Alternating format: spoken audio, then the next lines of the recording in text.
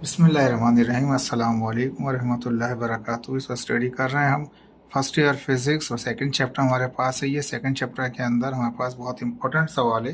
इससे जो previous lecture था वो भी बहुत इंपॉर्टेंट था हमारे पास, जिसमें हम रेक्टेंगुलर कोऑर्डिनेट सिस्टम पढ़े थे हमने। लेकिन इस वक्त जो है उससे भी ज़्यादा इंपॉर्टेंट आ गया हमारे पास स्केलर एंड वेक्टर प्रोडक्ट। ठीक है जी।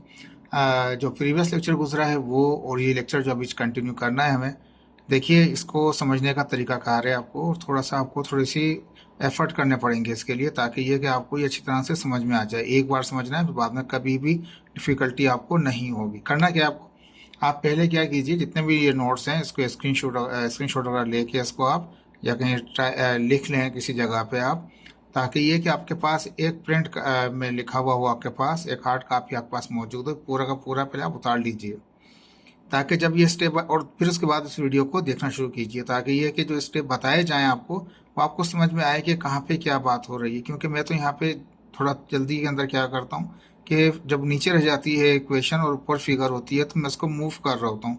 ज़्यादा मूवमेंट हो रही होती है तो उसकी ऐसा होता है बच्चे डिस्ट्रैक्ट हो सकते हैं। तो अगर आपके पास पहले से ये जो नोट्स हैं हमारे पास ही बनाए रखे हैं आपके लिए, इसको कोशिश कीजिए, इसको पहले लिख लीजिए पूरे को अच्छी तरह से, उसके बाद लेक्चर को सुनिए, ताकि वो आपको इजीली हेल्पफुल रहेगा आपके लिए। ओके जी, स्टार्ट करते हैं इसको।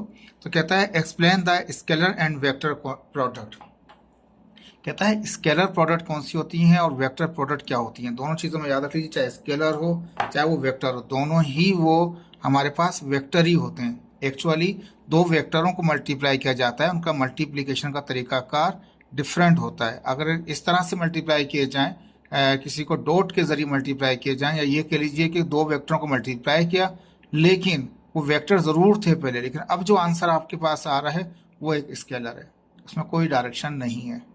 होना तो ये चाहिए था, जब आपने एक वेक्टर को मल्टीप्लाई किया दूसरे वेक्टर के साथ तो वो वेक्टर ही आना चाहिए था, लेकिन ऐसा नहीं होता। तो अगर इस तरह से कैलकुलेशन में कहीं पर दो वेक्टरों को जो खुद वेक्टर क्वांटिटी थी, यानी कि उसमें मैग्नीट्यूड भी थी और डायरेक्शन भी थी इन दोनों वेक्टरों में, लेकिन जब उनको मल्टीप्लाई किया हमने तो और आंसर में हमारे पास एक स्केलर क्वांटिटी आ गई, तो उसे हम कहेंगे स्केलर प्रोडक्ट। ठीक है, ये तो हो गया क्लियर। अब वेक्टर प्रोडक्ट क्या चीज़ है, तो कहता है कि जो बात अभी जो थोड़ी देर पहले कह रहे थे कि मल्टीप्लिकेशन जो हो रही होती है वो दोनों के दोनों वेक्टर ही होते हैं। यानी कि वेक्टर से मुराद ये है कि उनमें मैग्नीट्यूड भी होता है, उनमें डायरेक्शन भी होती है, लेकिन अब जो रिजल्ट आया उसका, उसमें एक तीसरा वेक्टर आ जाए तो वो कहलाएगा आपके पास वेक्टर प्रोडक्ट। यानी कि मल्टीप्लिकेशन का प्रोसेस है इसके अंदर, जिसमें तरीकाकार थोड़ा समझना पड़ेगा आपको कि कौन सी प्रोडक्ट ऐसी होती हैं जिसके अंदर वो हमारे पास स्केलर क्वांटिटी आ जाती है। ठीक है, तो there are two type of vector product. वेक्टरों की प्रोडक्ट के दो हमारे पास टाइप्स हैं, दो वेक्टरों को मल्टीप्लाई करने के दो तरीक़ेकार हैं। एक है स्केलर प्रोडक्ट और एक इसको डॉट प्रोडक्ट भी कहते हैं। यानी कि दो वेक्टर के दरमियान में अगर एक डॉट को प्लेस कर दें, बीच में एक डॉट रख दें, इसका मतलब वो कहलाएगा डॉट प्रोडक्ट। दूसरा कहता है वो वेक्टर प्रोडक्ट। वेक्टर प्रोडक्ट हमारे पास वो प्रोडक्ट होती हैं जिनमें हमारे पास दो वेक्टरों के दरमियान में एक क्रॉस का साइन आ रहा होता है। ठीक है, वेक्टर प्रोडक्ट, या दोबारा लिख दिया मैंने यहाँ पे वेक्टर ही प्रोडक्ट लिख दिया मैंने इसको। ठीक है, इसको सही कर देते हैं अभी। ठीक है, तो वेक्टर प्रोडक्ट जो होती है उनको हम कहते हैं क्रॉस प्रोडक्ट कहा जाता है उनको। ठीक है जी। तो दो टाइप है हमारे पास, एक स्केलर एक वेक्टर। स्केलर के लिए डॉट होगा और वेक्टर के लिए क्रॉस होगा। अब पहले हम पढ़ेंगे स्केलर प्रोडक्ट को। अभी जैसा थोड़ी देर पहले बताया आपको, स्केलर प्रोडक्ट में क्या होगा, दो वेक्टर मल्टीप्लाई तो करेंगे लेकिन रिजल्ट में क्या जाएगा, सिर्फ मैग्नीट्यूड आएगा, डायरेक्शन नहीं आएगी, तो उसको बोलेंगे स्केलर प्रोडक्ट। कहता है when two vector are multiply to each other, अगर मल्टीप्लाई करें दो वेक्टरों को आपस में, their resultant will be only magnitude. Resultant सिर्फ और सिर्फ उसका मैग्नीट्यूड है, विदाउट एनी डायरेक्शन, कोई डायरेक्शन ही नहीं है उसमें। इसका स्केलर प्रोडक्ट और डॉट प्रोडक्ट, ऐसी प्रोडक्ट को हम स्केलर प्रोडक्ट भी कहते हैं और डॉट प्रोडक्ट भी कहते हैं। दूसरी चीज़ ये, जो बुक ने डेफिनेशन दिखाई है वो थोड़ी चेंज है। एकदम से अगर वो मैं आपको करवा दूंगा ना तो वो आपके लिए मुश्किल हो जाएगा। वो मैं लिखूंगा लेकिन एंड में लिखूंगा जब वो पूरा क्लियर हो चुकी होगी। फिलहाल समझने के लिए तो ये सिंपल सी चीज़ है, दो वेक्टर मल्टीप्लाई किए हैं, मैग्नीट्यूड आ गया, डायरेक्शन नहीं है, वो कहलाएगा स्केलर प्रोडक्ट। लेकिन इनके दरम्यान में क्या होगा, एक डॉट होगा। अब किस तरीके से होगा थोड़ा सा उसको दिखाते हैं आपको।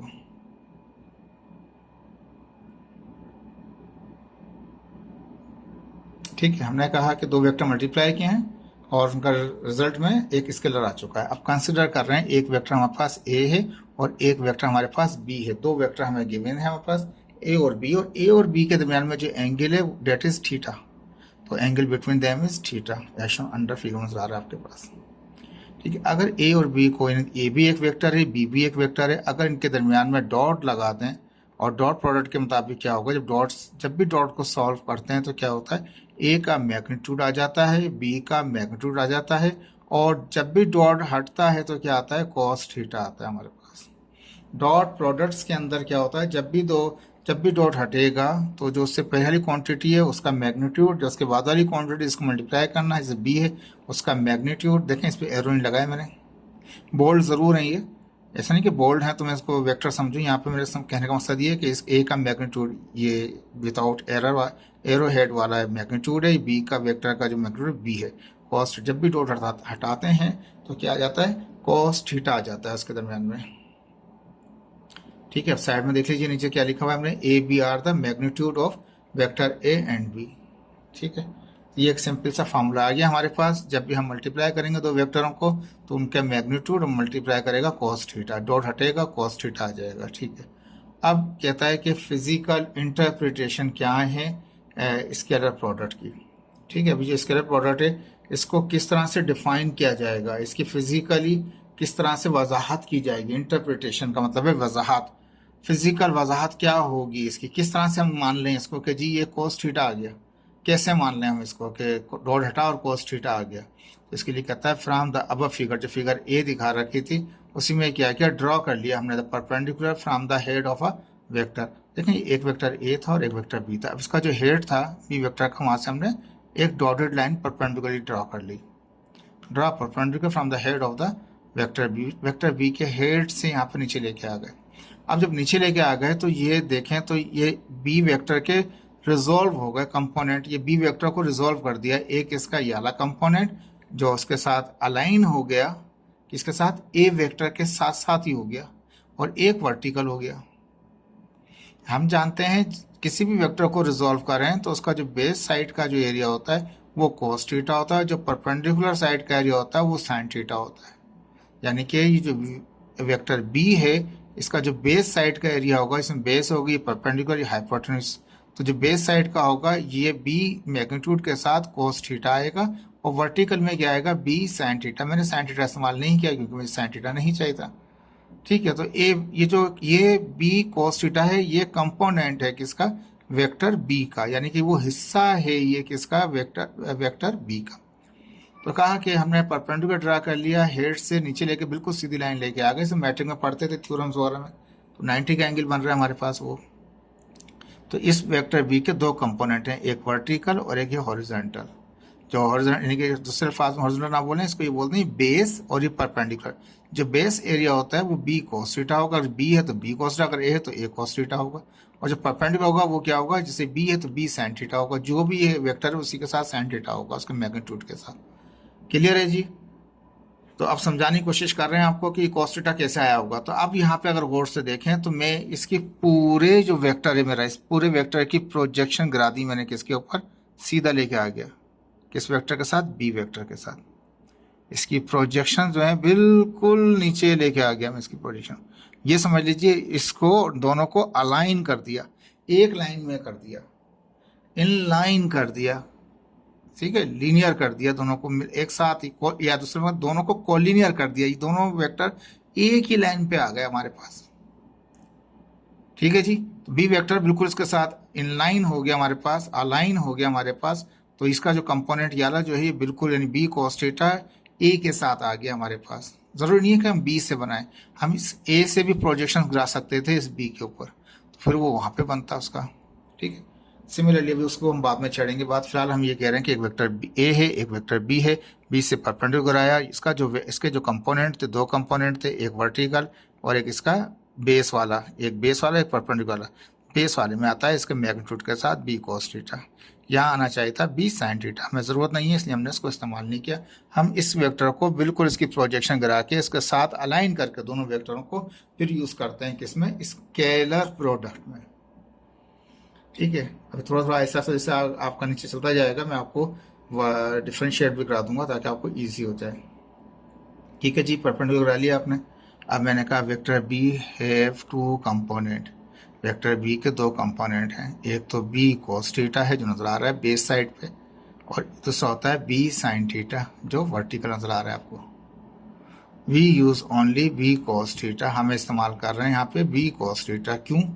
Because B cos theta is parallel to the vector A in the direction of vector A, यानी कि वेक्टर जो ए है उसी की डायरेक्शन में हो जाता है हमारे पास ये वेक्टर। ठीक है जी, तो हमने ये कहा कि हम इसकी प्रोजेक्शंस गिरा ली, हमने वेक्टर ए के साथ अलाइन कर लिया, इसलिए हमने इसका ये कंपोनेंट इस्तेमाल किया। जो वर्टिकल कंपोनेंट था उसको इस्तेमाल नहीं करते क्योंकि वर्टिकल रहता है हमारे साथ, वो परपेंडिकुलर रहता है, हमें चाहिए पैरेलल। ठीक है जी, हमें चाहिए पैरेलल, चाहिए हमें इनलाइन चाहिए, परपेंडिकुलर नहीं चाहिए, हमें पैरेलल चाहिए। देखिए याद रख लीजिए, जो स्केलर प्रोडक्ट होती हैं वो पैरेलल रूट पे चल रही होती हैं, उनमें जो वेक्टर पैरेलल होते हैं वो बेनिफिशियल होते हैं, उनमें रिजल्ट होता है। ठीक है, और अगर हम क्रॉस प्रोडक्ट की बात करेंगे, इसको भी करना है हमें बाद में, उसमें हम परपेंडिकुलर की बात करेंगे। तो याद रख लीजिए हमें चाहिए पैरेलल कंपोनेंट चाहिए था उसका जो इनलाइन हो जाए वेक्टर ए के साथ, तो वो स्केलर के अंदर पैरेलल किए जाते हैं वेक्टरों को। ठीक है, तो इसलिए वर्टिकल वाला हिस्सा हम निगलेक्ट कर देते हैं और बी cos थीटा को यूज़ करते हैं। अब देखें इसी फिगर के मुताबिक ए डॉट बी, अगर ए और बी को हमने डॉट प्रोडक्ट किया, डॉट लगा रखा है, बीच में मल्टीप्लाई किया, तो ए वेक्टर का मैग्नीट्यूड आया, लेकिन साथ में क्या लगा, magnitude of component of B in the direction of A. B का हमें वो कंपोनेंट चाहिए जो इन डायरेक्शन हो, इन लाइन हो, ऑन द लाइन हो, पैरेलल हो, किसके साथ, वेक्टर ए के साथ। तो वो बी cos थीटा आता है कंपोनेंट, वर्टिकल वाला बी sin थीटा नहीं आता, तो इसलिए हम बी sin थीटा को निगलेक्ट कर चुके हैं। ठीक है, तो ए तो ये मैग्नीट्यूड आ गया, आपने लिखा मैग्नीट्यूड चाहिए था हमें कंपोनेंट ऑफ बी। बी का कंपोनेंट कौन सा है, बी cos थीटा, जो कि डायरेक्शन में है ए के साथ। तो ये ए अपनी जगह पे, तो ये पूरा जो वर्ड में लिखा हुआ है वो पूरी चीज ये है B cos theta, it is in the direction of vector A. तो ये आ गया बी cos थीटा, मल्टीप्लाई किया तो क्या हो गया, ए बी cos थीटा। ठीक है जी, बहुत ईजी हो गया आपके लिए। अब सिमिलरली अगर मैं ये कहूँ कि मुझे ये, तो जैसे कम्यूटेटिव में पढ़ते थे कि ए डॉट बी किया तो ए बी cos थीटा हो गया, अगर बी डॉट ए करूँ, ए डॉट बी था तो रिवर्स कम्यूटेटिव की तरह से बी डॉट ए करूँ तो क्या होगा, तो बी का मैग्नीट्यूड बाहर रहेगा और ए वेक्टर का उसका कंपोनेंट इस्तेमाल किया जाएगा। अब वही बात मैंने कहा ना कि हमें स्केलर क्वांटिटी में पैरेलल चाहिए होते हैं दो वेक्टरों को, दो वेक्टर आपस में ओवरलैप हों, एक साथ हों, इन लाइन हो। हम प्रोजेक्शंस, जरूर नहीं है कि ये प्रोजेक्शन सिर्फ बी से ही गिराएंगे, हम ये प्रोजेक्शंस हम वेक्टर ए से भी गिरा सकते थे। अगर ए से परपेंडिकुलर लाइन गिराएंगे तो वो जाके कहीं ना कहीं किसी पॉइंट पे बी वेक्टर पे टच करेगा, तो उसके दो हिस्से बन जाएंगे, एक तो ये परपेंडिकुलर बन जाएगा, एक इसका बेस वाला बन जाएगा। तो जो बेस वाला होगा, अगर ए से प्रोजेक्शन गिरेंगी इस पे तो वो कहलाएगा ए cos थीटा, जो परपेंडिकुलर वाला हिस्सा होगा वो कहलाएगा ए sin थीटा। तो ये वाइस वर्सा है, आप प्रोजेक्शंस बी से भी ले सकते हैं, ए से भी ले सकते हैं बी के ऊपर। ठीक है, तो जब हमने प्रोजेक्शंस ली, जैसे जो पहले था उसी से प्रोजेक्शंस, उसके ऊपर प्रोजेक्शंस आई हैं सेकंड वाले की तरफ से, यानी बी से आई हैं ए के ऊपर। अब यहाँ पे कौन से, जैसे यहाँ पे कह दिया बी डॉट ए कहा, तो ए से प्रोजेक्शन आएंगी बी की तरफ, बी का मैग्नीट्यूड तो बाहर रहेगा, लेकिन ए की प्रोजेक्शन का कंपोनेंट कौन सा होगा, जो इनलाइन हो जाए इसके साथ, तो वो उसका बेस वाला होगा, परपेंडिकुलर तो नहीं होगा। साइन थीटा तो वहां भी यूज नहीं करेंगे, तो क्या कहलाएगा, वो ए साइन थीटा। अगर ए डॉट बी है तो बी cos थीटा उसका कंपोनेंट होगा, अगर बी डॉट ए है तो A cos theta as A component होगा, पैरेलल कहलाएगा। ये कंपोनेंट पैरेलल हो जाएगा बी के साथ, और यहाँ पे ये कंपोनेंट पैरेलल होता है इसके साथ। दोनों में से कोई एक केस इस्तेमाल करेंगे हम, लेकिन ये तो मैंने समझा दिया आपको इस तरह से, ये मैंने उसको एक कम्यूटेटिव के तौर पर समझाने की कोशिश किया। देखिए होपफुल कि आपको समझ में आ रहा होगा। चैप्टर, ये टॉपिक आपका लंबा चलेगा, इसलिए ज़रा तवज्जो से आप लोग जुड़े रहिए इसके अंदर।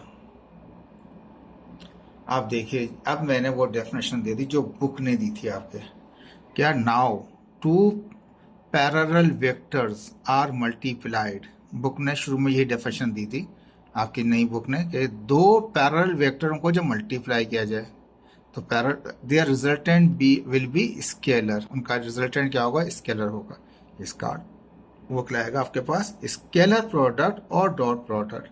तो अभी देख लीजिए, अभी आपको थोड़ी देर पहले ही समझाया था कि ये जो कंपोनेंट है वेक्टर बी का, जो कंपोनेंट बी cos थीटा, ये पैरेलल है किसके साथ?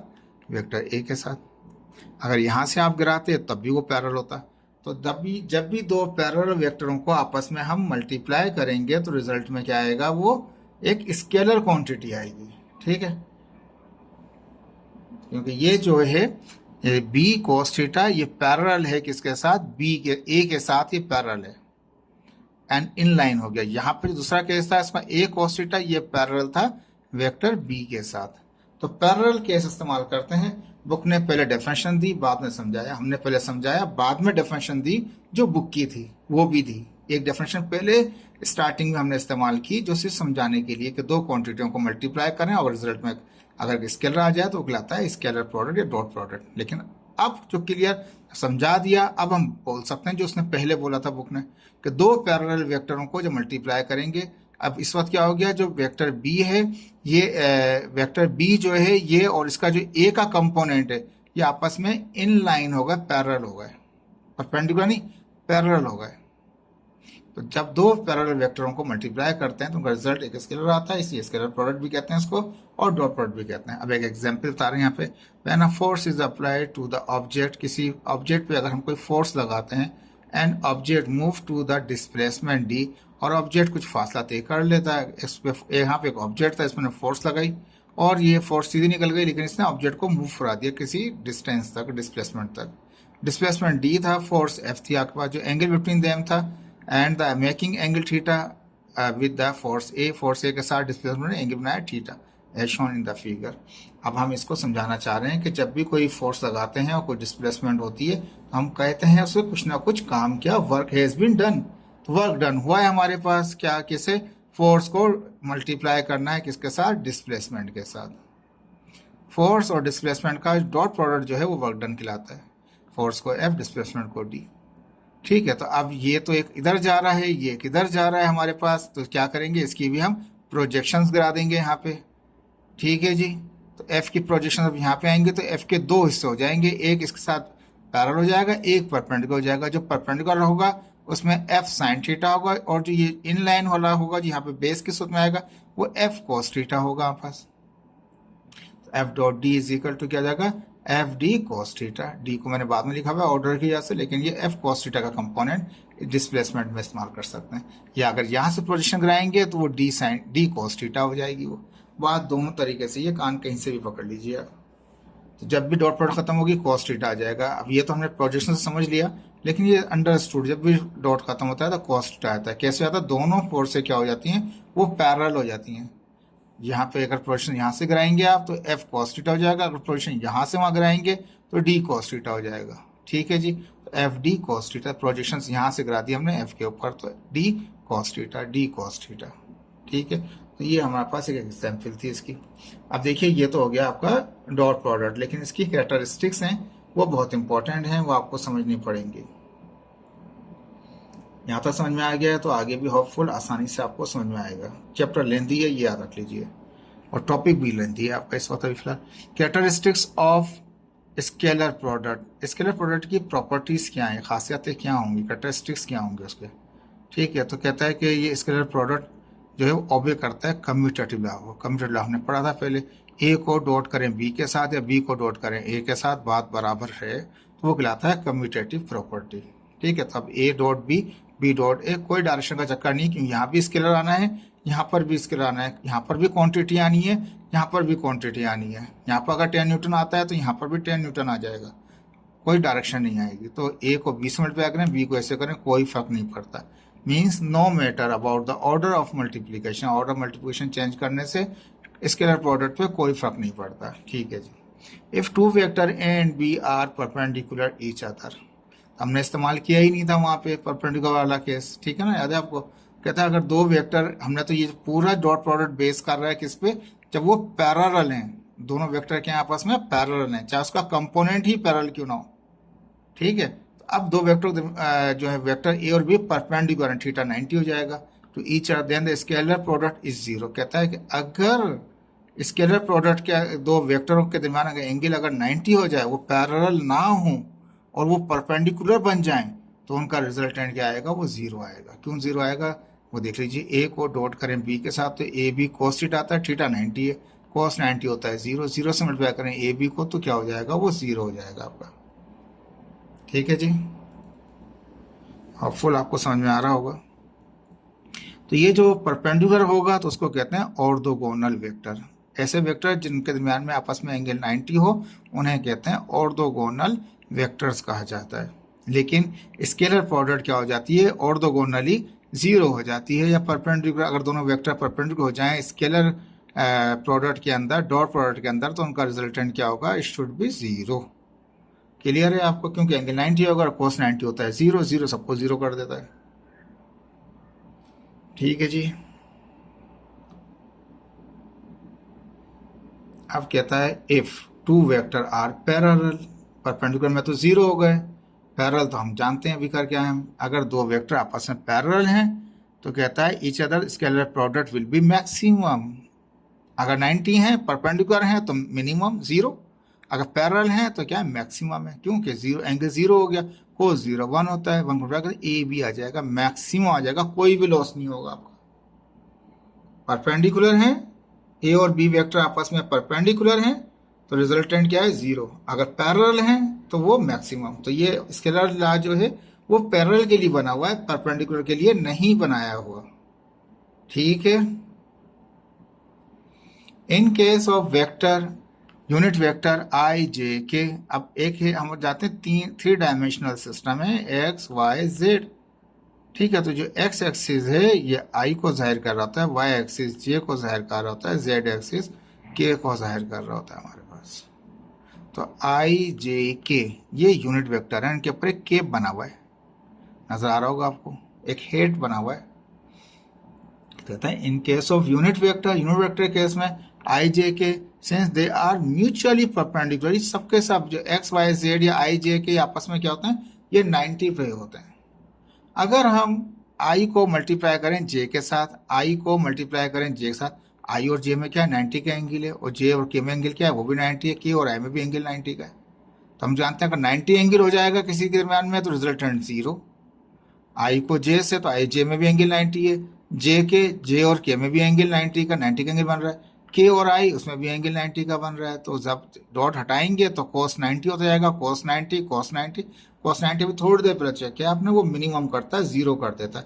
कहने का मकसद ये डॉट प्रोडक्ट में अगर आई और जे को मल्टीप्लाई करेंगे तो रिजल्ट जीरो आएगा, जे और के को मल्टीप्लाई करेंगे तो भी रिजल्ट जीरो आएगा, के और आई को मल्टीप्लाई करेंगे, डिफरेंट को मल्टीप्लाई करेंगे तो वो क्या आ जाएंगे, वो जीरो आ जाते हैं हमारे पास। जब भी डॉट प्रोडक्ट सॉल्व करेंगे, आई को जे अदर वालों को मल्टीप्लाई करेंगे, परपेंडिकुलर वालों को मल्टीप्लाई करेंगे तो रिजल्ट जीरो हो जाएंगे।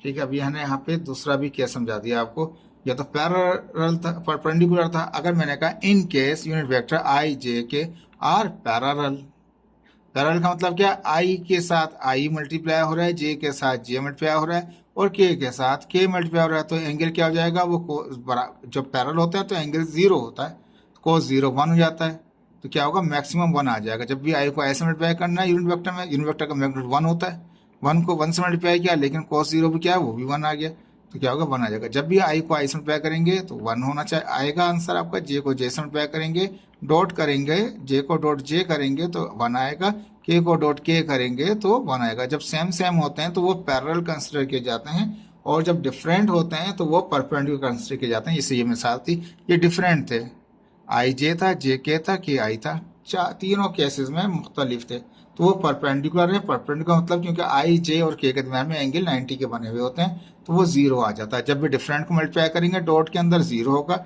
सेम को मल्टीप्लाई करेंगे तो क्या आएगा, डॉट में वो 1 आ जाएगा। ठीक है जी, ये बात भी क्लियर हो गई। अब इसका छठा पॉइंट है हमारे पास, if vector A and vector B, ठीक है जी, यहाँ बी आना था, ठीक है। If vector A and vector B are anti parallel, अगर ए वेक्टर इस तरफ जा रहा है और बी वेक्टर इस तरफ जा रहा है तो इनके दरमियान में जो एंगल बन रहा है वो 180 बन रहा होगा। एंटी पैरेलल यानी कि एक इस तरफ जा रहा है पॉजिटिव एक्सिस तरफ और एक नेगेटिव एक्सिस की तरफ जा रहा है, तो angle between them should be 180, यानी कि एंटी पैरेलल। पैरेलल तो है लेकिन एक की सिमत यहाँ है दूसरे की सिमत वहाँ है, तो ये कहलाते हैं एंटी पैरेलल, तो 180 हो जाएगा। तो क्या होगा, जब कोस थीटा की जगह 180 पुट करेंगे तो कोस 180 आता है -1, तो उनका मैग्नीट्यूड क्या आ जाएगा, वो माइनस में आ जाएगा, ठीक है। ए डॉट बी किस तरह आ जाएगा, -AB के बराबर जाएगा। जीरो वाला क्या होता है, प्लस में होता है। जीरो अगर कोस जीरो है, सिंपल पैरेलल है तो वो प्लस में होते हैं, अगर एंटी पैरेलल होंगे तो वो निगेटिव मैग्नीट्यूड होगा, याद रख लीजिए, ठीक है। अब यहाँ पे कहता है self product of vector A is equal to the square of its magnitude. Simple चीज है, ए को डॉट करें ए के साथ, या बी को डॉट करें बी के साथ, या सी को डॉट करें सी के साथ, तो क्या होगा, जिसको भी जिसमें मल्टीप्लाई कर रहे हैं उसका स्क्वायर हो जाएगा। मैथ में तो वैसे ही नजर आता था हमें, ए इंटू ए क्या होता है, ए स्क्वायर होता है, लेकिन यहाँ क्या होता है, ये जब सेम होते हैं तो इसका मतलब क्या होता है, वो पैरेलल है। जब पैरेलल तो उनके दरमियान एंगल क्या है, वो जीरो है। कोस 0 1 आता है, और 1 को ए को ए से मल्टीप्लाई करेंगे तो ए स्क्वायर जाएगा, और कोस 0 1 होगा तो क्या आ जाएगा, ए स्क्वायर ही आ जाएगा। तो कहने का मकसद ये, जब सेल्फ प्रोडक्ट मल्टीप्लीकेशन होती है तो वो उसी का स्क्वायर आ जाता है। अगर यहाँ पे ए को ए से मल्टीप्लाई करें तो ए स्क्वायर आएगा, बी को बी से करेंगे तो बी स्क्वायर होगा, सी इंटू सी करेंगे तो सी स्क्वायर होगा। अदर करेंगे, ए को बी से करेंगे तो भाई साहब फिर जो पैरेलल नहीं है वो, तो फिर रिजल्ट चेंज आएगा। तो कहता है यहाँ पे ये सेल्फली मल्टीप्लाई किया तो ए स्क्वायर आ गया। Scalar product of two vectors A and B in 3 coordinate system are is. अब कहता है कि जो वेक्टर ए है उसको आप मल्टीप्लाई कर रहे हैं वेक्टर बी के साथ, तो वेक्टर ए के जो X axis Y axis Z axis है उनको यहाँ लिखें, फिर डॉट है तो डॉट लगा दिया, फिर वेक्टर बी था जिसमें बोल्ड करके लिखा हुआ था, तो वेक्टर बी का क्या कहते हैं, जितने भी हैं सारे ये यहाँ आ जाएंगे, इसके एक्स एक्सिस वाई एक्सिस और जेड एक्सिस। तो जो उसका वेक्टर ए का जो एक्स कंपोनेंट होगा वो आई यूनिट वेक्टर होता है, वाई के साथ जे होता है और जेड के साथ के होता है, हमने पीछे फिगर में भी देख चुके हैं। इस तरह वेक्टर बी का एक एक्स कंपोनेंट होगा, एक वाई कंपोनेंट होगा और एक जेड कंपोनेंट होगा। एक्स कंपोनेंट साथ आई होगा, वाई कंपोनेंट साथ जे होगा, जेड के साथ के होगा। देखें जेड साथ के है, जेड साथ के है, वाई के साथ आई जे है तो वाई के साथ जे है, एक्स के साथ आई है तो एक्स साथ आई है। तो कहता है कि वेक्टर ए के 3 कोऑर्डिनेट सिस्टम है, तो एक एक्स एक्सिस होगा, एक वाई एक्सिस होगा, एक जेड एक्सिस पे होगा, उसका इमेज होगा, ठीक है। तो एक्सिस वाला आई यूनिट वेक्टर होगा, वाई के साथ जे और जेड के साथ के होगा, तो दोनों के इस तरह से होंगे हमारे पास। फिर क्या होगा, जब हम आई वाले को, अब क्या है कि डॉट है, डॉट का मतलब क्या है, ये आई वाला पहले इससे मल्टीप्लाई भी करेगा आई वाले से, ये आई वाला इससे बी वाई जे से मल्टीप्लाई करेगा, ये आई वाला के से भी। हमने पढ़ा था जब पैरेलल होते हैं तो रिजल्ट मैक्सिमम आता है डॉट प्रोडक्ट में, और जब डिफरेंट होते हैं जीरो। जो आई वाला जब आई से करेगा तो रिजल्ट आ जाएगा, यानी कि ए एक्स और बी एक्स आ गए। अब ए एक्स आई ने जब मल्टीप्लाई किया होगा जे को, तो वो आई और जे डिफरेंट हैं, वो परपेंडिकुलर हैं, तो क्या होंगे, वो जीरो रिजल्ट आएगा इसका जब इससे मल्टीप्लाई होगा। इसी तरह जब इसको मल्टीप्लाई करेंगे आई वाले को के से, तो ये क्या है कि ये दोनों आई और के हम परपेंडिकुलर हैं, तो इनका रिजल्ट क्या आएगा, वो जीरो आएगा। यानी कि ए एक्स आई के साथ बी एक्स आई तो मल्टीप्लाई करके रिजल्ट दे देगा, ये बाकी जब इनसे मल्टीप्लाई करेगा तो उनका आंसर जीरो आएगा। इसी तरह से ए वाई जे जब आई से मल्टीप्लाई करेगा तो डिफरेंट है जे और आई, इनका रिजल्ट जीरो आएगा, वो नहीं लिखा मैंने। ए वाई जे को जब मल्टीप्लाई करेंगे बी वाई जे से, जे को जे से मल्टीप्लाई करेंगे तो क्या होगा, जे इंटू जे 1 हो जाएगा, और ए वाई और बी वाई आ जाएंगे, तो ए वाई बी वाई आ गए। अब जे वाले को जब के से मल्टीप्लाई करेंगे तो वो जीरो हो जाएगा, तो इससे उसका आंसर नहीं लिखा। दूसरे फाज में ये कह रहे हैं आई वाले को आई से मल्टीप्लाई करेंगे, जे वाले को जे से मल्टीप्लाई करेंगे, के वाले को के से करेंगे, ठीक है। क्योंकि जब आई वाले को जे और के से करेंगे तो जीरो, जे वाले को जब आई और के से करेंगे जीरो, जब के वाले को आई और जे से करेंगे तो जीरो। तो इसका मतलब बेहतर यही है कि आई वाले को जब डॉट में हो तो आई वाले को आई से मल्टीप्लाई करें, जे वाले को जे से और के वाले को के से। आई वाले को आई से क्या, तो ए एक्स बी एक्स आ गया, आई इंटू आई 1 हो गया। ए वाई जे को जब बी वाई जे से किया तो ए वाई बी वाई आ गया, जे इंटू जे 1 हो गया। ए जेड के को जब बी जेड के से किया तो A Z A Z B Z आ गया, के और के क्या हो गया 1 हो गया हमारे पास। ये होता है आपका डॉट प्रोडक्ट। ठीक है जी, होपफुल आपको समझ में आया होगा, ये थोड़ा लेंदी था आपके लिए। नाउ अब हम स्टार्ट करेंगे इसका सेकंड पार्ट, जिसमें था कि उसको स्केलर के साथ साथ वेक्टर प्रोडक्ट भी बताइए। अब टॉपिक में पहले वाले में याद रखिए, जब तक डॉट प्रोडक्ट होगी तो वहाँ वेक्टर शुड बी पैरेलल। वो वेक्टर जब पैरेलल वेक्टर होते हैं उनका मैक्सिमम रिजल्ट निकाल लेते हैं, तो इसलिए वो कहलाता है स्केलर प्रोडक्ट, उसमें डायरेक्शन नहीं होती। वेक्टर प्रोडक्ट में क्या होता है, जब वेक्टर जो हैं वो पैरेलल नहीं परपेंडिकुलर हों और तब तीसरा वेक्टर हमारे पास आ जाए तो वो कहलाता है हमारे पास क्रॉस प्रोडक्ट या वेक्टर प्रोडक्ट कहते हैं उसको। अब यहाँ आप समझा सकते हैं आसानी से, क्योंकि आपको समझ में आ चुकी हैं प्रोजेक्शंस भी और मल्टीप्लिकेशंस भी। When two vectors are multiplied, जब दो वेक्टरों को मल्टीप्लाई करते हैं, एक वेक्टर ए इधर जा रहा है, वेक्टर बी उस तरफ जा रहा है, ए और बी के दरमियान में एंगल 90 है, तो कहता है जब हम मल्टीप्लाई करते हैं दो वेक्टरों को, their resultant quantity will be a vector. जब ए को बी से मल्टीप्लाई किया तो एक वेक्टर आ गया, ए क्रॉस बी आ गया। एक वेक्टर को बी से मल्टीप्लाई किया तो तीसरा वेक्टर जनरेट हो गया, तो ये कहलाता है वेक्टर प्रोडक्ट हमारे पास, या दूसरे अल्फाज में इसको कहते हैं हम क्रॉस प्रोडक्ट भी कहते हैं इसको हम।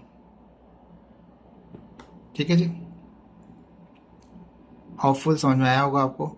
जब ए वेक्टर को मल्टीप्लाई करेंगे बी वेक्टर के साथ तो कोई स्केलर क्वांटिटी नहीं आएगी, एक वेक्टर आ जाएगा, यानी वेक्टर मतलब उसमें मैग्नीट्यूड भी होगा, उसमें डायरेक्शन भी होगी, ए क्रॉस बी आ जाएगा। कंसीडर टू वेक्टर, एक वेक्टर ए है एक बी है, एंगल बिटवीन देम थीटा है, यहाँ से यहाँ तक थीटा है। एस अंडर नजर आ रहा है आपको, तो कहता है हम यहाँ कहते हैं अकॉर्डिंग टू क्रॉस प्रोडक्ट। ठीक है, जब क्रॉस प्रोडक्ट करेंगे, ठीक है, थोड़ा सा एक मिस्टेक हो गया हमारे साथ, यहाँ पे हमने क्या कर दिया, इसको हमने यहाँ पे डॉट इस्तेमाल कर लिया। इट शुड बी क्रॉस, यहाँ पे क्रॉस आना चाहिए था। देखें, इसको अंदाज़ा नहीं किया है, जल्दी में बना रहा था मैं आज, तो ये क्रॉस आएगा। जब ए और बी में डॉट नहीं आएगा, यहाँ क्या आएगा, क्रॉस आएगा बीच के अंदर। अब इसको कहीं से लेते हैं। ठीक है, ये सही कर लिया मैंने इसको, ए क्रॉस बी। जब ए को वेक्टर को क्रॉस करें बी वेक्टर के साथ तो क्या आएगा हमारे पास, ए बी साइन थीटा। वहाँ पे क्या आ रहा था, वहाँ पे ए बी कॉस थीटा आता, डॉट प्रोडक्ट में आता था कॉस थीटा, क्रॉस में क्या आता है साइन थीटा। डॉट वाला पैरेलल में चलता है, क्रॉस वाला परपेंडिकुलर में चलता है। ठीक है, तो ये ए और बी आपस में परपेंडिकुलर हैं, तीसरा वेक्टर भी परपेंडिकुलर आ जाएगा, तो A B cos theta, A B sine theta और यूनिट वेक्टर एन आ गया। ये जो परपेंडिकुलर वेक्टर एक और आया है इसको यूनिट वेक्टर कह रहे हैं, जो डायरेक्शनल वेक्टर है। ठीक है जी, अब यहाँ लिखा where N is the unit perpendicular vector. N क्या है, यूनिट वेक्टर परपेंडिकुलर है। ये परपेंडिकुलर बी के साथ भी है, ये परपेंडिकुलर किसके साथ है, ए के साथ भी। कहता है कि unit where N unit vector is a unit perpendicular vector to the plane containing vector A and vector B. Vector A और वेक्टर बी के प्लेन के ऊपर ही परपेंडिकुलर है, यानी कि ये ए के साथ भी परपेंडिकुलर है और इसके साथ भी बी के साथ भी परपेंडिकुलर है। The direction of the unit vector can be determined by the help of right hand rule. कहता है कि स्केलर में तो डायरेक्शन का कोई गेम था ही नहीं आपके पास। अब ये क्रॉस प्रोडक्ट है तो इसमें तो एक वेक्टर आ गया, तो अब इसकी डायरेक्शन कैसे निकालें, जो तीसरा वेक्टर आ गया, इसकी डायरेक्शन निकालने के लिए हम यूज करते हैं राइट हैंड रूल। ठीक है, देखिए ये भी मुश्किल नहीं है, आसान सा है।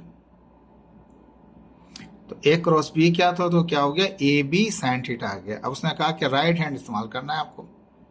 अब इसमें राइट हैंड में जो फर्स्ट फिंगर है वो ए वेक्टर को ज़ाहिर कर रही है, फिंगर बी जो है वो बी वेक्टर को ज़ाहिर कर रही है, और थंब जो है वो तीसरे वेक्टर को ज़ाहिर कर रहा है। जब ए वेक्टर और बी वेक्टर को क्रॉस करेंगे तो तीसरा वेक्टर सी आ जाएगा, जो ग्रीन में दिखा रहे हैं हम यहाँ पे। वेक्टर ए जो था हमारे पास वो हमें ब्लू में दिखा रहे हैं, वेक्टर बी को हम देखें इस तरह से है, मैंने फिगर बना दिया आपकी। ये मेरी फर्स्ट फिंगर है, ये शहादत की उंगली है मेरी, ये ए वेक्टर को ज़ाहिर कर रही है। ये मेरी सेकंड फिंगर है हमारे पास, ये खिला रही है वेक्टर बी को, और थंब जो है मेरा ये वेक्टर सी को जाहिर कर रहा है। तीनों के तीनों क्या होंगे, आपस में परपेंडिकुलर होंगे, 90 के एंगल पे होंगे। तो ये कहलाता है राइट हैंड रूल। मैंने भी अपना राइट हैंड इस्तेमाल किया हुआ है। अब इसके दो तरीके कार हैं, अगर मैं मूव कराऊं A to B direction up चली जाएगी, और जब इस बी से मूव कराऊंगा ए की तरफ तो ये बिल्कुल लड़ जाएगा मेरे पास और डायरेक्शन नीचे चली आएगी। ठीक है, थंब डायरेक्शन फिर नीचे चली आएगी। दूसरा अल्फाज यहाँ पे समझाया इसने यहाँ पे कि अगर हम वेक्टर ए इस तरफ है, वेक्टर बी उस तरफ, इसे एक वेक्टर नजर आ रहा है आपको, इस तरफ जा रहा है, राइट साइड जा रहा है, और ये वेक्टर बी यहाँ जा रहा है, थंब आप यहाँ पास। तो कहता है अगर मैं ऐसे मूव करूंगा इसको, यानी कि ए से बी की तरफ मूव करूंगा तो अप हो जाएगा। ए से मैं बी की तरफ जाऊंगा, कर्व करूंगा तो अप हो जाएगा, थंब मेरा अपवर्ड हो जाएगी डायरेक्शन। और अगर बी से यहाँ आने की कोशिश करूंगा तो फिर मेरी डायरेक्शन डाउन हो जाएगी एकदम से, थंब जो होगा मेरा बिल्कुल नीचे की तरफ आ जाएगा। ठीक है, मैं इसको पिक्चर में भी समझाते हैं आपको। कंसीडर टू वेक्टर, एक वेक्टर ए है, एक वेक्टर बी है, म्यूचुअली परपेंडिकुलर, इनके दरमियान में जो एंगल है वो 90 का है, परपेंडिकुलर 90 एंगल है to each other, and the resultant vector C, और तीसरा वेक्टर जो सी है be also be perpendicular to both of them. C vector जो परपेंडिकुलर है वो ए के साथ भी 90 के एंगल के साथ है, और ये बी के साथ भी 90 है, और ए बी के दरमियान में भी एंगल 90 है। पैरेलल का कोई केस नहीं है, परपेंडिकुलर केस है।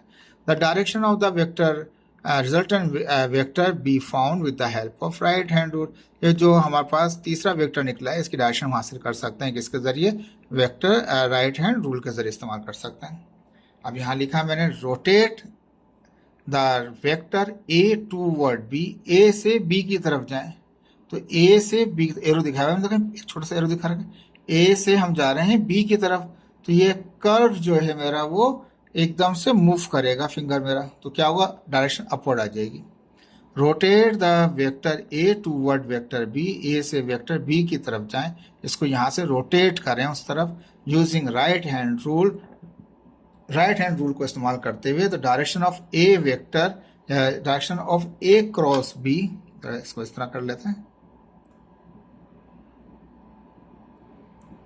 तो direction of A cross B is C, A और बी का जो क्रॉस होगा वो क्या आएगा, वो सी आ जाएगा। A cross B is C, shown in the upward direction of thumb, thumb की ऊपर की डायरेक्शन में दिखाएगा वो।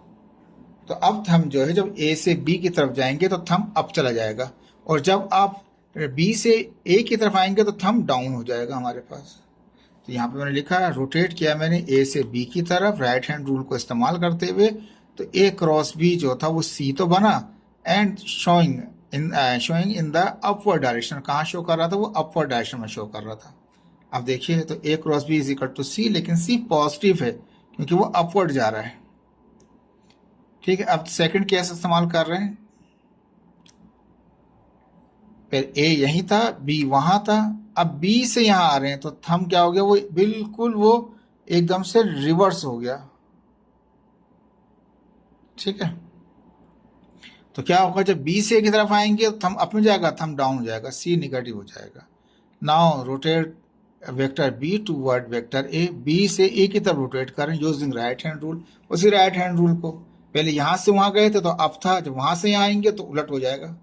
The direction of the B cross A is minus C, negative upward है तो ये डाउनवर्ड है, showing in the downward direction of the thumb, thumb की डायरेक्शन कहाँ जा रही है, अब नीचे जा रही है, जगह बी से वापस ए की तरफ आएंगे आप। ये था आपका क्रॉस प्रोडक्ट, होपफुल कि आपको समझ में आया होगा, स्केलर प्रोडक्ट भी और क्रॉस प्रोडक्ट भी। अब इसके क्रॉस प्रोडक्ट की भी हमारे पास कैरेक्टरिस्टिक्स हैं, उसको समझेंगे, क्योंकि अपवर्ड और इसमें बड़ा परपेंडिकुलर केस हमारे पास है। ठीक है, याद होगा आपको कि हमने डॉट प्रोडक्ट जो पढ़ी है उसके अंदर हमने जो इस्तेमाल किया गया है वो हमने सिंपल उसका पैरेलल केस यूज किया गया है, और परपेंडिकुलर के जो क्रॉस प्रोडक्ट है उसमें परपेंडिकुलर है, ए टू बी प्लस सी है तो बी टू ए क्या है, माइनस सी है, याद रखिएगा। अब कैरेक्टरिस्टिक्स क्या है क्रॉस प्रोडक्ट की, तो वहां पे जो था डॉट प्रोडक्ट के अंदर ओबे कर रहा था कम्यूटेटिव, तो यहाँ नहीं करेगा भाई। अगर ए से बी गए थे तो अपवर्ड जा रहा था वो, और जब बी से ए से बी गए तो अपवर्ड था, बी से ए आए तो डाउनवर्ड हो गया। तो ये देखें मैंने माइनस भी लगा रखा है, नॉट इक्वल बराबर नहीं है, क्योंकि बी से आएंगे तो माइनस हो जाएगा, इसमें अपवर्ड है तो इसमें डाउनवर्ड है, तो कम्यूटेटिव लॉ तो इसमें ओबे नहीं करता। ठीक है जी, स्केलर प्रोडक्ट में तो ओबे करता है, कोई फर्क नहीं पड़ता, क्योंकि डायरेक्शन तो होती नहीं है। क्रॉस प्रोडक्ट में तो डायरेक्शन होती है, क्योंकि तीसरा वेक्टर जो आता है वो डायरेक्शन वाला होता है, तो ये बराबर नहीं होंगे, to not obey commutative law. A cross B upward है तो बी क्रॉस ए क्या, वो डाउनवर्ड होगा। अच्छा जी, दूसरा पॉइंट कहता है cross product do not obey associative law.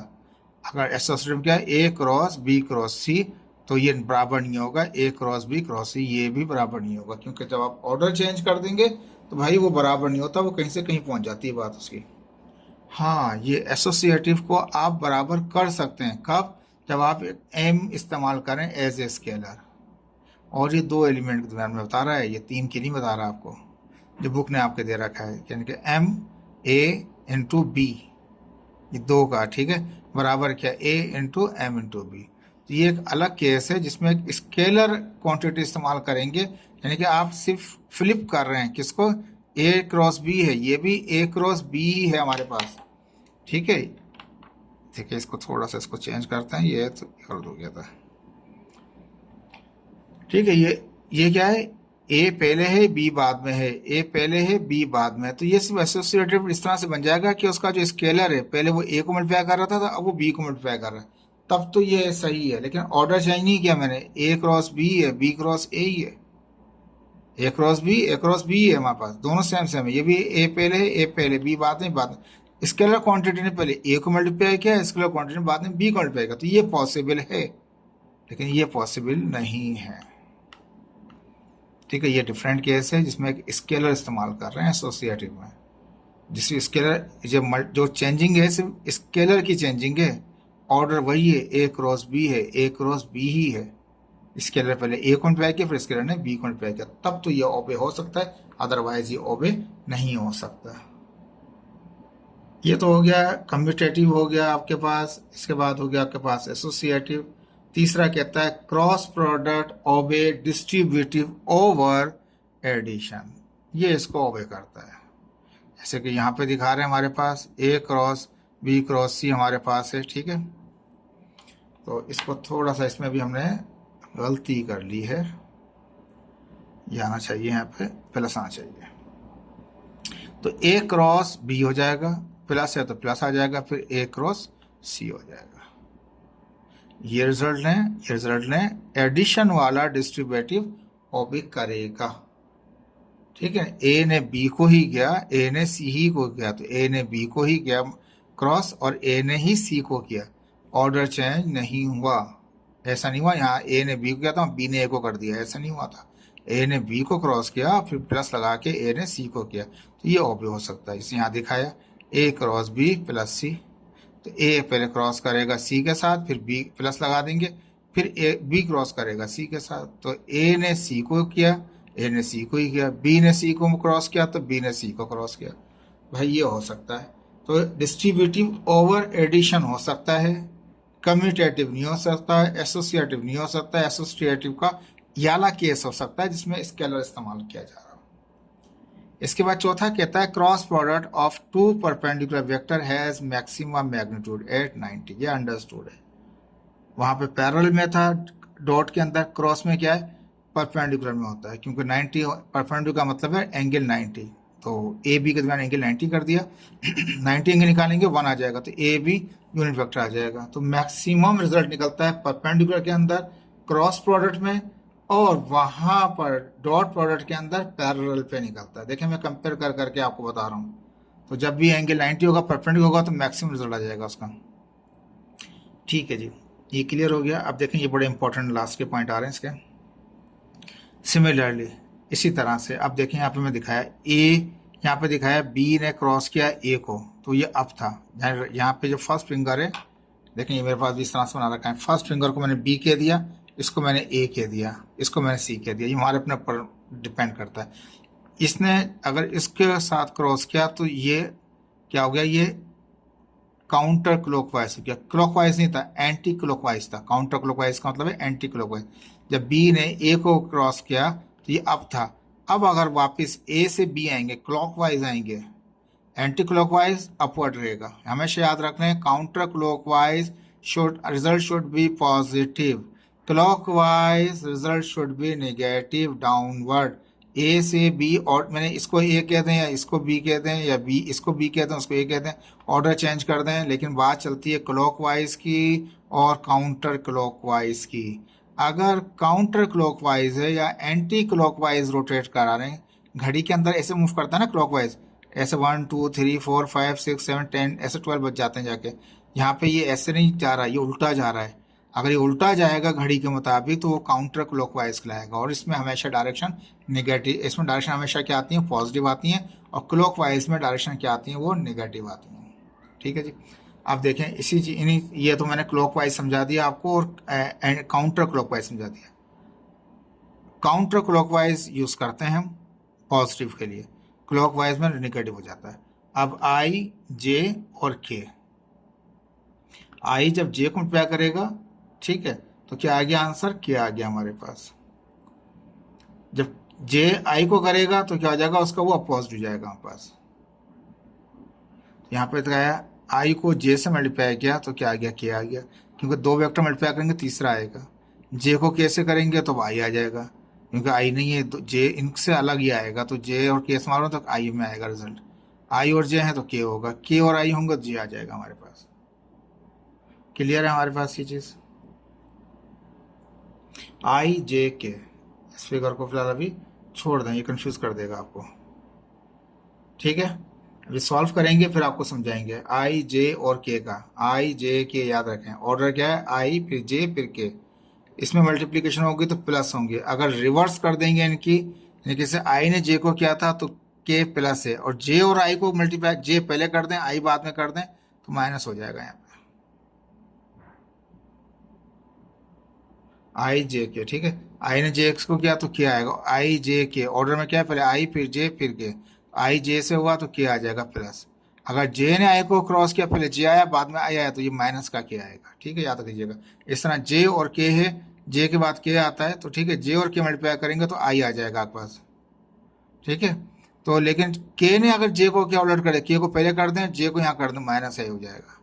के और आई मल्टीप्लाई करेंगे तो क्या है, वो के आई जे के। ठीक है ना, तो के ने आई को क्या मल्टीप्लाई तो जे प्लस का आएगा, अगर आई ने के को मल्टीप्लाई किया तो माइनस का जे हो जाएगा। ठीक है जी। अब कहता है the cross product of two vector is null vector. जब दो वेक्टरों को आप क्रॉस प्रोडक्ट में जब दो पैरेलल वेक्टर इस्तेमाल किए जाते हैं तो उनका रिजल्ट जीरो होता है। वहां पे डॉट प्रोडक्ट में क्या था, जब दो वेक्टर परपेंडिकुलर इस्तेमाल किए जाते हैं तो उनका नल वेक्टर था या जीरो रिजल्ट था। यहाँ पे पैरेलल होंगे अगर दो वेक्टर तो उनका आंसर क्या आएगा, वो जीरो आ जाएगा। जीरो हो चाहे वो 180 भी हो।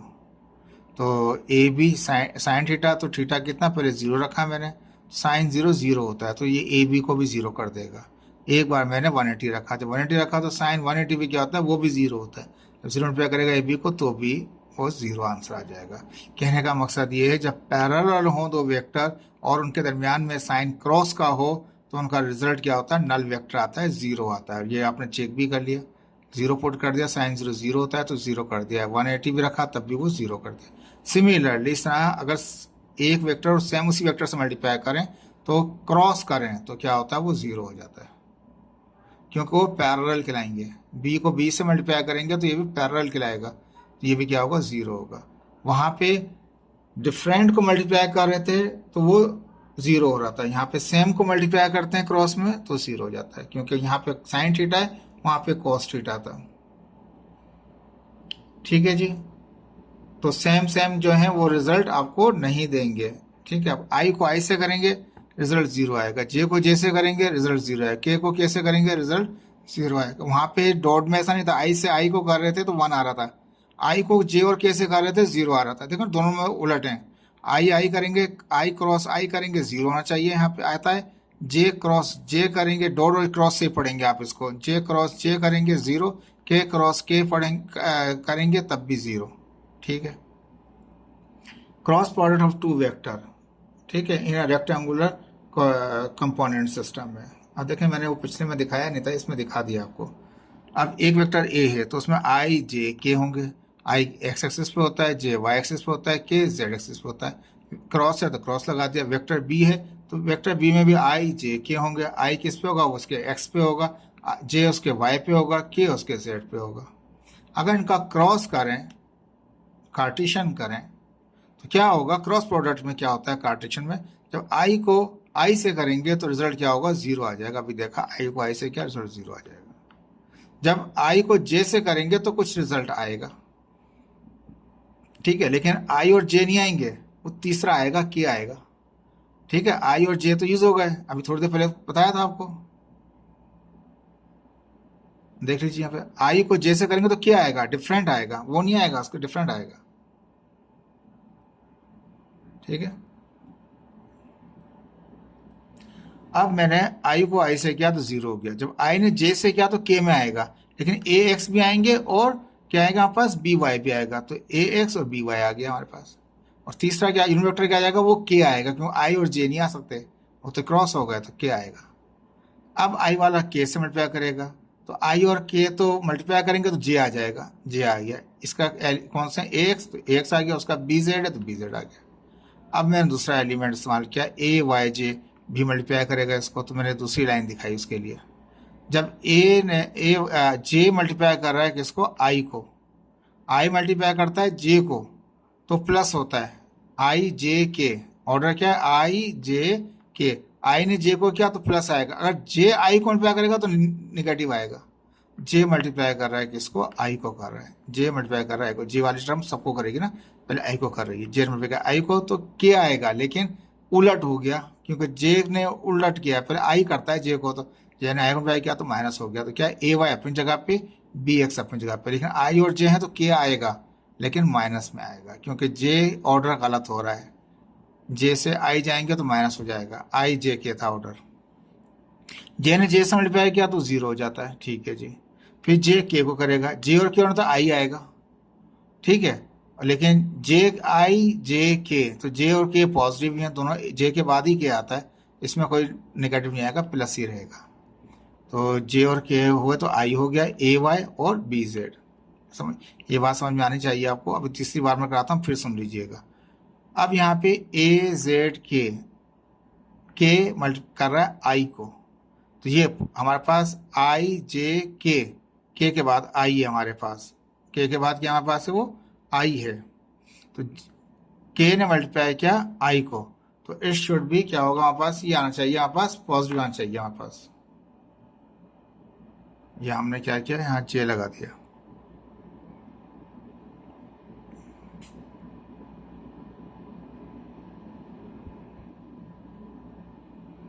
दोबारा देखते हैं, आई जे के फिर आई।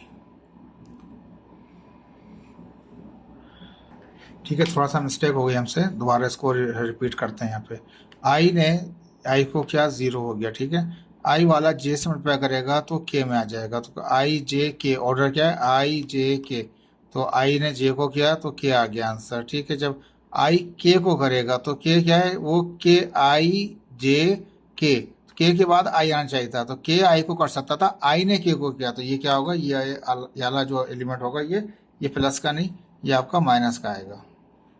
ठीक है, क्योंकि ऑर्डर में क्या है आई जे के, और आई ने जे को करेगा, जे के को करेगा, के आई को करेगा, यहाँ पे आई ने के को कर दिया, उलट आ गया, तो क्या हो गया, ये माइनस हो गया हमारे पास। ठीक है, अब दूसरा वाला कौन सा करेगा, ए वाई जे, जब आई को करेगा, जे से आई जाएंगे तो आई के बाद जे होता है, जे से आई आ रहे हैं तो उल्टा हो रहा है, तो ये माइनस हो गया हमारे पास। ठीक है, तो क्या हो गया, ए वाई अपनी जगह पे और बी एक्स अपनी जगह पे, और आई जे थे तो के आ गया, जे से आई था। ठीक है, अब जैसे जे करेंगे वो जीरो हो जाएगा। ठीक है, तो ए वाई जे जो था ये मल्टीप्लाई करेगा के को, तो जे के बाद के तो पॉजिटिव होता है, ए वाई और बी जेड अपनी जगह पे। अब तीसरा वाला था, के मल्टीप्लाई कर रहा है जे को, ठीक है, के बाद जे, आई जे के बाद आई द्वारा, के बाद आई, तो इसका मतलब ये क्या चाहिए, यहाँ पर चाहिए प्लस का। ठीक है, ये मैंने प्लस कर दिया। ठीक है जी, तो जब के बाद ही आई आता है, आई जे के बाद फिर रिपीट होता है आई, तो के आई को कर, आई जे को मल्टीप्लाई करेगा, जे के को, और के आई को, फिर आई जे को, फिर के जे के को, के आई को, तो इसका मतलब के आई को मल्टीप्लाई कर सकता है, तो ए जेड और बी जेड, लेकिन के और आई हो चुके हैं, जे आएगा आंसर, इन दोनों का तो नहीं आएगा, डिफरेंट आएगा। ठीक है, अब ये ए जेड के जे को कर रहा है, तो आई जे को मल्टीप्लाई करता है, जे के को करता है, यहाँ पे उलट हो गया, के मल्टीप्लाई कर रहा है आई को, यानी के से पीछे आ रहे हैं, तो ये क्या हो गया हमारे पास, ये माइनस हो गया, यहाँ पे हम लगा दिया, क्या गया, ए जेड बी वाई, और ये के और जे आ रहे हैं, तो आई में आंसर आ गया, के जीरो हो जाएगा हमारे पास। ठीक है जी। अब आई वाले कौन से हमारे पास हैं? आई वाले हमारे पास एक ये है और एक ये है, ठीक है, दो आई वाले आ गए हमारे पास। तो ये वाला जो आई वाला है, एक आई वाला ये है आपके पास, ए आई वाला ये है, तो A Y B Z, A Y B Z लिख दिया हमने, A Y B Z I, A Y B Z. ये प्लस का था पहले दिया, ये माइनस का है तो ए जेड बी वाई लिख दिया। आई को बाहर कॉमन निकाल दिया इन दोनों में से, ठीक है। अब जे वाले लिख लीजिए, जे वाले में दो, एक ये है और एक ये वाला है, A Z B X, A Z B X minus minus plus A X, A X B Z आएगा। क्या आएगा ये? ए एक्स और बी जेड, ठीक है। दोबारा दिखा देता हूँ आपको, जे वाले ये दो हैं सिर्फ हमारे पास, आई वाले भी दो हैं, जे वाले भी दो हैं, के वाले भी दो हैं। तो आई वाले में से ये प्लस का था तो ए वाई बी जेड, और ये माइनस का ए वाई बी वाई, ए वाई और बी वाई। देखो ये थोड़ा गलत हो रहा था, ये ए वाई और बी वाई, ठीक है। तो आई वाला दोबारा रिकॉल कर लिया, ए Y B Z, A Y B Z, minus है तो माइनस ए वाई बी वाई, ए वाई बी वाई, आई अपनी जगह पर है, आई कॉमन निकल गया। अब जे वाले में देख लीजिए, जे वाला एक माइनस का ये है, एक प्लस वाला है, तो A Z B X, A Z और बी एक्स, ठीक है, A Z B X minus A X B Z, I J common हो गया। अब के वाले में से एक के ये है और एक के आपका ये है, तो ए एक्स बी वाई माइनस ए वाई बी एक्स, ए वाई बी एक्स के कॉमन आ गया। तो ये तरीका कार है जिसमें क्या करते हैं, जब हम दो वेक्टरों को मल्टीप्लाई कर रहे होते हैं तो आई वाला आई के साथ 0 हो जाएगा, जब आई वाला जे से मल्टीप्लाई करेगा तो के में आएगा, जब आई वाला के से करेगा तो क्या आएगा? वो जे आएगा। लेकिन ऑर्डर में क्या है कि आई जे के होता है ऑर्डर, आई जे को मल्टीप्लाई कर सकता है, जे के को, और के आई को करता है। यहाँ पे आई ने उल्टा कर दिया, आई ने डायरेक्ट कर दिया, के आना था आई के को मल्टीप्लाई करना, लेकिन आई ने के को मल्टीप्लाई कर दिया, तो इसलिए माइनस आ गया वहाँ पे। जे वाले ने जब आई से किया तो क्या था, आई वाला जे को कर सकता है, जे वाला जब आई को करेगा तो माइनस हो जाएगा, तो जे ने किया मल्टीप्लाई आई को तो माइनस लगा दिया, बाकी की क्वांटिटी साथ दे दी। जे वाला जे से होगा 0 हो जाएगा, जे वाला के से कर सकता है क्योंकि जे के बाद ही के आता है, जे वाला के से करेगा प्लस में ही आएगा, लेकिन आई और जे नहीं आएंगे, आई और जे और के नहीं आएंगे, आई में आंसर आ जाएगा। फिर के वाला, अब के वाला जब आई को मल्टीप्लाई करेगा तो जाहिर बात है के वाला आई को मल्टीप्लाई कर सकता है, क्योंकि आई ने जे को करना है, जे ने के को करना है, के ने मल्टीप्लाई आई को करना है, तो इसका आंसर जब के वाला आई को मल्टीप्लाई करेगा तो प्लस में आंसर आएगा। फिर के वाला जे को करेगा तो उलट हो जाएगी बात, क्योंकि जे के को कर सकता है, के अगर जे को करेगा तो ये माइनस में होगा, इनका मल्टीप्लाई वहाँ लिख दिया, के जो है 0 हो गया, और जिनका आई वाले एक तरफ कर लिए, जे वाले तरफ, के वाले एक तरफ, ठीक है। एक तरीका तो क्रॉस में ये है कि आप इस तरह से ऑर्डर पे, इस तरह से उसको कंपोनेंट करके उनको आप मल्टीप्लाई करके आंसर निकाल सकते हैं। दूसरा तरीका कार ये है डिटर्मिनेंट्स वाला हमारे पास, जो आपने पहले भी पढ़ चुका था। उसमें क्या करते हैं, ए क्रॉस बी होता है तो आई जे के लिख देते हैं पहली रो, दूसरे में कौन सा, जो पहला वाला सेट है ए है, तो उसका ए एक्स आई के साथ ए एक्स होगा और जे वाले साथ ए वाई होगा, और जेड के नीचे क्या हो जाएगा, ए जेड हो जाएगा। अब बी वेक्टर का एक्स कंपोनेंट, वाई कंपोनेंट और उसका जेड कंपोनेंट। डिटर्मिनेंट्स का फॉर्मूला है, जब आई वाला मालूम करना होगा तो ये रो छुपा लेंगे, ये कॉलम छुपा लेंगे, इनको क्रॉस करेंगे, इनको क्रॉस करेंगे और आंसर निकलते आएंगे। जब बी रहेंगे, जे निकालना होगा तो इस कॉलम को, इस रो को छुपा देंगे, ये 4 इस्तेमाल करेंगे क्रॉस मल्टीप्लाई करके आंसर निकालें। जब क्यू वाली टर्म निकालनी होगी आपको तो ये वाला कॉलम या रो छुपा लेंगे, इनको क्रॉस मल्टीप्लाई करेंगे और आंसर निकालेंगे। ठीक है, समझाने के लिए दिखाया आपको कि इस तरह भी हम सॉल्व कर सकते हैं। अभी आपको एक्सरसाइज सॉल्व करेंगे तो अंदाजा हो जाएगा हमें किस तरह के सवाल आ रहे हैं वहाँ पे। कहता है अगर मैग्नीट्यूड निकालना है ए क्रॉस बी का, तो कहता है उसके लिए एक फार्मूला आपके पास दिखाया हुआ है। कहता है मैग्नीट्यूड चाहिए मुझे ए क्रॉस बी का is equal to the area of parallelogram formed with the adjacent side. अगर एक वेक्टर ए यहाँ जा रहा है, बी वेक्टर यहाँ जा रहा है, सी वेक्टर यहाँ जा रहा है, ये तो वेक्टर दे रखे थे ए बी और सी, ए बी की तरफ काउंटर क्लॉकवाइज जा रहा था, सी आ गया अपवर्ड, ए से बी जाएंगे यानी कि काउंटर जाएंगे तो प्लस आएगा हमारे पास, ए से बी गए तो क्या आ गया हमारे पास, वो सी आ गया। अब हमने क्या किया, इसको बिल्कुल पैरेलल में हमने क्या किया, एक डॉटेड लाइन बनाई, फिर इसके साथ ये आगे डॉटेड बनाई ए वेक्टर के साथ पैरेलल, ये पैरेललोग्राम बना लिया। तो कहता है कि अगर हमें इस एरिया का, ये जो सिर्फ स्केलर है, इसका जो एरिया है, अगर इसका एरिया निकालना हो हमें तो क्या करना पड़ेगा हमें, तो हमें फार्मूला लगाना पड़ेगा किसका, एरिया ऑफ द पैरेललोग्राम। तो एरिया ऑफ द पैरेललोग्राम में क्या करते हैं, बेस को मल्टीप्लाई कर देते हैं हाइट के साथ। ठीक है, तो अब यहाँ पे हम जानते हैं कि ये एक वेक्टर ए है, एक वेक्टर बी है, इसको हमने थोड़ा डॉटेड करके आगे बढ़ा लिया, वहाँ से इसको डॉटेड करके आगे बढ़ा लिया, और ये हमने बना लिया एक पैरेललोग्राम, और यहाँ पे हमने ले लिया इसका एक परपेंडिकुलर ड्रॉ कर लिया वहाँ से। तो हमने इसका साइन थीटा इस्तेमाल करते हैं परपेंडिकुलर में। तो एक बेस हमारे पास क्या है, वो उसकी ए है, और परपेंडिकुलर ये हमारे पास, तो बेस इंटू हाइट है, तो ए का मैग्नीट्यूड और बी का मैग्नीट्यूड और साइन थीटा हमारे पास। तो ये हो जाए पैरेललोग्राम किया जाएगा, या मैग्नीट्यूड इस तरह लिख लें कि ए क्रॉस बी मैग्नीट्यूड करके। तो आप ही मैग्नीट्यूड निकाल लेंगे एरिया का, किसका, पैरेललोग्राम पे। ठीक है जी, तो ये भी एक फार्मूला आपके पास आ गया, इसके अंदर जैसे इस्तेमाल करने की जरूरत पड़ेगी इस तरह हम इसको भी इस्तेमाल करेंगे। लेकिन याद रख लीजिए हमने इसी वेक्टरों को थोड़ा आगे बढ़ा दिया और पैरेललोग्राम बना दिया। तो ये वेक्टर ए है और ये इसका ये परपेंडिकुलर प्रोजेक्शन वाला एरिया आ गया। तो ए का मैग्नीट्यूड क्रॉस बी का मैग्नीट्यूड, तो ए क्रॉस बी मैग्नीट्यूड कहलाएगा हमारे पास ये।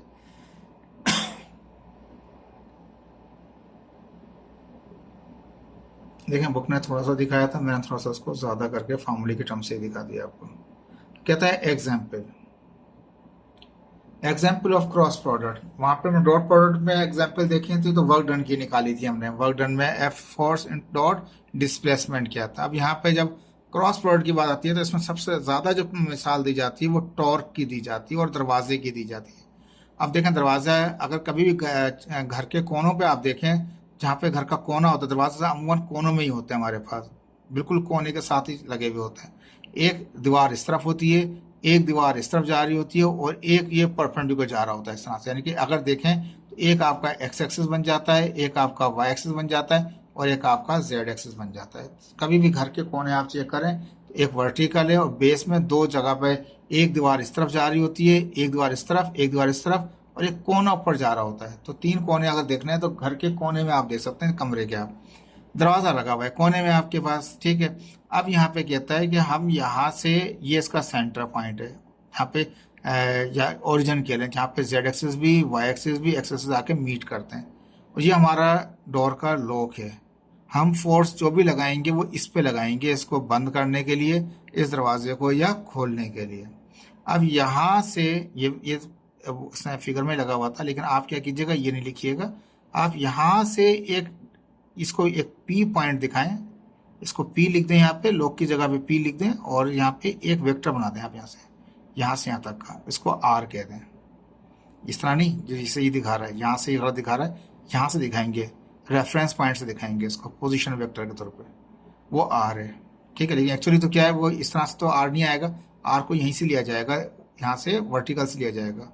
तो कहता है when a force is applied on the handle of the door, door के हैंडल पे आप एक दरवाजे के किनारे पे आप क्या करते हैं, एक फोर्स लगाते हैं of the door whose position vector is R, उसका जो पोजीशन वेक्टर है वो आर है। एक्चुअली तो यहाँ से चाहिए, लेकिन लेंथ में दिखा रहे हैं उसको। फ्रॉम द एक्सिस, एक्सिस से, ऐसे ये एक्स एक्सिस दिखा रहा है, due to which the body rotate, ये डोर की जो बॉडी क्या करती है वो घूमती है, बंद है तो खोलेंगे, खुला हुआ है तो बंद करेंगे। Then this turning effect is called torque. तो ये जो फोर्स लगाएं आप इस तरह से दरवाजे को बंद करें या खोलें आप, तो वो जो फोर्स होगी वो टॉर्क कहलाएगी आपके पास। और इसमें एक डिस्प्लेसमेंट भी दिखा रहा है हमारे पास यहाँ पे। अब देखिए इसी चीज को थोड़ा सा प्रैक्टिकल करके दिखाया यहाँ पे। Consider a force of 5 Newton is applied, 5 Newton की फोर्स लगाते हैं जो कि परपेंडिकुलर है टू द एज, एज के ऊपर परपेंडिकुलर फोर्स लगा रहे हैं हम। ठीक है, of the door to open the door, door को बंद हुआ था उसको खोलने के लिए। The distance from the axis is, एक्सिसों से कितना फासले तक गया वो दरवाजा, कितनी दूर तक गया वो 2 मीटर तक गया। देन टॉर्क विल भी क्या होगा, यानी कि ये डिस्प्लेसमेंट आ गया आपके पास, वो आपकी फोर्स है, तो टॉर्क क्या होगा हमारे पास, डिस्प्लेसमेंट इंटू फोर्स या फोर्स इंटू डिस्प्लेसमेंट, क्रॉस के अंदर है, तो क्या आगा 5 2 10 न्यूटन मीटर आ गया हमारे पास ये टॉर्क पैदा हुआ। लेकिन चीज़ क्या हो गई, वो रोटेट कर गई। तो क्रॉस प्रोडक्ट में जो चीज़ें हैं वो टर्निंग इफेक्ट लेंगे उसके हम। एक एग्जांपल और दे रखी है, a charge particle Q is moving with the velocity of v। एक चार्ज पार्टिकल मूव कर रहा था in the magnetic field strength, एक मैग्नेटिक फील्ड है उसमें एक चार्ज मूव कर रहा था। इसको मैं बहुत सारा समझाऊंगा आपको जब इलेक्ट्रिकल सब्जेक्ट आएंगे इसके। एक चार्ज पार्टिकल मूव कर रहा था, चार्ज पार्टिकल क्यू का हमने, जो उसकी वेलोसिटी थी वो वी थी, और वो मैग्नेटिक फील्ड स्ट्रेंथ में, इंडक्शन में वो मूव कर रहा था मैग्नेटिक फील्ड के अंदर। देन फोर्स, तो फोर्स क्या होगी, F is equal to Q और वेलोसिटी इंटू बी जो हमारे पास है, ये क्या होगा, ये दो वेक्टरों का क्या होगा, क्रॉस हो जाएगा हमारे पास। ये भी आपके पास एक एग्जाम्पल है किसकी, आपके पास ये क्रॉस प्रोडक्ट की। ठीक है, अब इसके बाद टॉपिक तो ख़त्म हो गया है स्केलर वेक्टर का आपका, लेकिन बुक में थोड़े से एक डेफिनेशन दे रखी थी, मैंने भी सोचा इसको क्लियर करके ख़त्म करें। Define the position vector in rectangular system में। तो पोजीशन वेक्टर एक ऐसा वेक्टर होता है जो किसी पॉइंट को डायरेक्शन दे रहा होता है। A vector R which is directed toward the point, अगर एक्स एक्सिस वाई एक्सिस के अंदर कोई एक पॉइंट आ जाता है हमारे पास, उस पॉइंट को ओरिजिन से हम जो डायरेक्शन देते हैं उसे कहते हैं पोजीशन वेक्टर। तो कहता है एक वेक्टर आर है जो डायरेक्टेड है टूवर्ड्स द ओरिजिन से दे रहे हैं, कहाँ से देते हैं उसको, ओरिजिन से दे रहे होते हैं, डायरेक्शन दे रहे होते हैं, डायरेक्टेड टूवर्ड्स द पॉइंट। किसी भी एक्सिस में, कोऑर्डिनेट सिस्टम में कहीं पे एक पॉइंट है, उस पॉइंट को कोई डायरेक्शन दे रहे हैं, तो कहता है इसका पोजीशन वेक्टर, डिस्प्लेसमेंट वेक्टर भी कहता है। तो ये जो पोजीशन वेक्टर होगा, डिस्प्लेसमेंट वेक्टर होगा, इसका एक्स कंपोनेंट भी होगा, इसका वाई कंपोनेंट भी होगा, इसका जेड कंपोनेंट। ये आर है तो R X, R Y, R Z है। एक्स एक्सिस पे आई होता है, वाई एक्सिस पे जे होता है, जेड एक्सिस पे क्या होता है, वो के होता है आपके पास। देखें ये हेल्पफुल, आपको ये तमाम चीज़ देखें इसकी मैंने करा दी है आपको। अब इसके बाद एक इसकी वो है हमारे पास, ठीक है, ये देखें बुक ने भी यहाँ तक दे रखा था, बुक ने थोड़ा चेंज करके, थोड़ा घिसमिस करके दे रखा था, हमने थोड़ा सा उसको क्लियर किया। देखें इसने यहाँ दिखा रखा था एक पॉइंट, हमने इसमें समझाने की कोशिश करते तो बहुत मुश्किल हो जाता बच्चों के लिए। अब देखिए यहाँ पे पोजीशन वेक्टर डिस्प्लेसमेंट रिव्यू करा चुका हूँ आपको। अब यहाँ पे कहता है कि इफ टू वेक्टर असेसमेंट, कहता है if two vector A and B are parallel, दो वेक्टर आपस में parallel to each other, what will be the value of their cross product. तो आपने तो अभी थोड़ी देर पहले पढ़ा है, जो क्रॉस प्रोडक्ट में अगर दो वेक्टर पैरेलल हो जाए तो उनका तो रिजल्टेंट जीरो हो जाता है, क्योंकि पैरेलल हो गए, जीरो हो गए, साइन जीरो जीरो कर देता है, तो क्रॉस प्रोडक्ट में अंदर कुछ भी नहीं मिलेगा, जीरो आ जाएगा। दूसरे में कहता है, ये आप लिख लीजिएगा, उसमें लिखे हुए हैं, if vector A has a component 2 -3 -5 and vector B has a component -1 -4 -2, what is their dot product. Dot कह रहा है, क्रॉस नहीं कह रहा हमसे, हमसे इसने डॉट का है, तो हम डॉट ही सॉल्व कर रहे हैं। ठीक है, मैंने यहाँ लिख लिया है सवाल को, असेसमेंट वाले को आपके, वही सवाल दोबारा रिपीट कर दिया। एक वेक्टर ए है, उसके कंपोनेंट 2 -3 और 5 हैं, दूसरा वेक्टर बी है, उसके कंपोनेंट -1 -4, यानी कि पहले एक्स वाई जेड, ये भी आई जे के, ये भी कह सकते हैं। What is their dot product A cross B. तो ए वेक्टर के ये हमें ये कार्टेशियन कोऑर्डिनेट सिस्टम दे रखा था, 3 कोऑर्डिनेट सिस्टम के अंदर। तो पहले वाला पे 2 के साथ आई आ जाएगा, माइनस है तो -3j हो जाएगा, 5 है तो 5 के, आई जे के, माइनस प्लस है तो प्लस आ जाएगा। बी वेक्टर में -1 4 और 2 थे, तो क्या होगा, -i 4j और 2 के। ऑर्डर पेयर से हम आई जे के फॉर्म में चले गए, कोऑर्डिनेट सिस्टम में चले गए।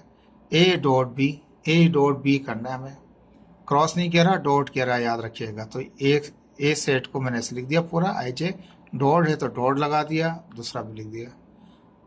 हम जानते हैं जब आई को आई से करेंगे तो कुछ रिजल्ट आएगा, जब आई को जे से करेंगे डॉट प्रोडक्ट में जीरो।